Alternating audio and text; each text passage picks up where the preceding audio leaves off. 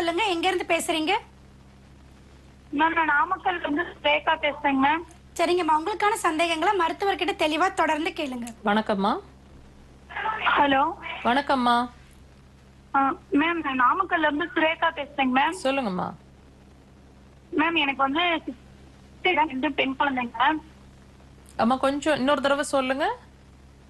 Ma'am எனக்கு வந்து caesarean பண்ணி தாங்க மேம் குழந்தை இருக்குது. சரிம்மா.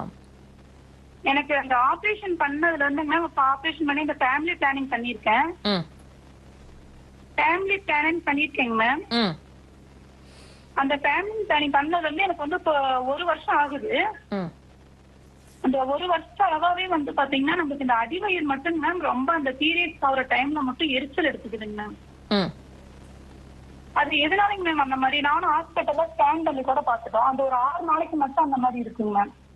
நீங்க உங்க ரிப்போர்ட்ஸ் எடுத்துட்டு